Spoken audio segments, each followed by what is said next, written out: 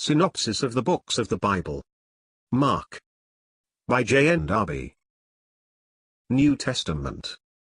The Gospel of Mark. Chapter 8. God's unwearied intervention in power in spite of rejection. It is on this account, as it appears to me, that we have, Mark 8, the second miracle of the multiplication of the loaves. The Lord acts again in favor of Israel, no longer as administering messianic power in the midst of the people, which was implied, as we have seen, in the number 12, but in spite of his rejection by Israel, continuing to exercise his power in a divine manner and apart from man. The number 7, see note, has always the force of superhuman perfection, that which is complete.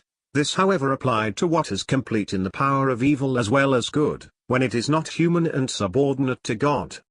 Here it is divine. It is that intervention of God which is unwearied, and which is according to his own power, which it is the principal object of the repetition of the miracle to display. Note. It may be remarked that 7 is the highest prime, that is indivisible, number 12, the most divisible there is, end of note. The condition of the heads of Israel and of the remnant displayed.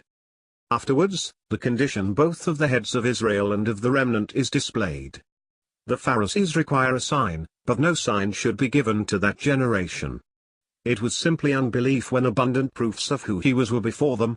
They were the very things which had led to the demand. The Lord departs from them. But the blind and unintelligent condition of the remnant is also manifested.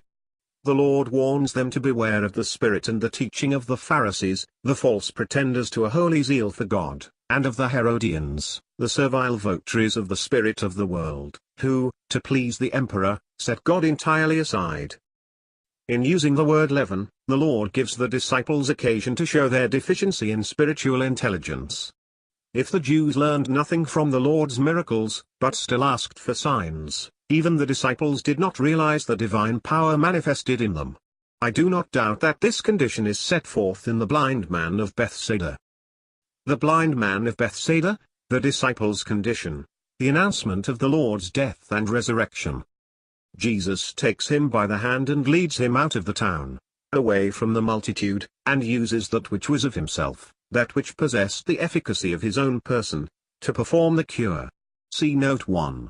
The first effect well depicts the condition of the disciples. They saw, doubtless, but in a confused manner, men, as trees, walking. But the Lord's love is not wearied by their unbelieving dullness of intelligence. He acts according to the power of his own intention towards them and causes them to see clearly. Afterwards, away from Israel, the uncertainty of unbelief is seen in juxtaposition with the certainty of faith, however obscure its intelligence may be, and Jesus, forbidding the disciples to speak of that which they certainly believed, the time was gone by for convincing Israel of Christ's rights as Messiah, announces to them that which should happen to himself, for the accomplishment of God's purposes in grace as Son of Man, after his rejection by Israel. See note 2. So that everything is now, as we may say, in its place. Israel does not recognize the Messiah in Jesus, consequently, he no longer addresses the people in that character. His disciples believe him to be the Messiah, and he tells them of his death and resurrection. Note 1. Spittle, in connection with the sanctity of the rabbis, was highly esteemed by the Jews in this respect, but here its efficacy is connected with the person of him who used it. End of note 1. Note 2. We have nothing here of the church, nor of the keys of the kingdom. These depend on what is not introduced here as a part of Peter's confession, the Son of the living God.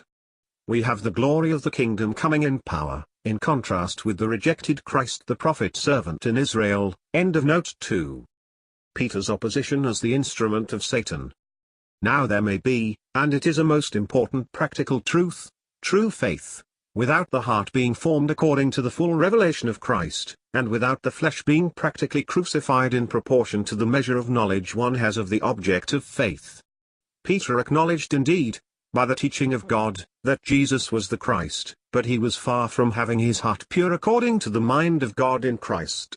And when the Lord announces his rejection, humiliation and death, and that before all the world, the flesh of Peter, wounded by the idea of a master thus despised and rejected, shows its energy by daring to rebuke the Lord himself. This attempt of Satan's to discourage the disciples by the dishonor of the cross stirs up the Lord's heart. All his affection for his disciples, and the sight of those poor sheep before whom the enemy was putting a stumbling block, bring a vehement censure upon Peter, as being the instrument of Satan and speaking on his part. Alas for us! The reason was plain: he savoured the things of men, and not those of God, for the cross comprises in itself all the glory of God. Man prefers the glory of man, and thus Satan governs him. The Lord calls the people and his disciples and explains distinctly to them that if they would follow him, they must take part with him, and bear their cross. For thus, in losing their life, they would save it, and the soul was worth all beside. Moreover, if anyone was ashamed of Jesus and of his words, the Son of Man would be ashamed of him, when he should come in the glory of his Father with the holy angels. For glory belonged to him, whatever might be his humiliation. He then sets this before his chief disciples, in order to strengthen their faith.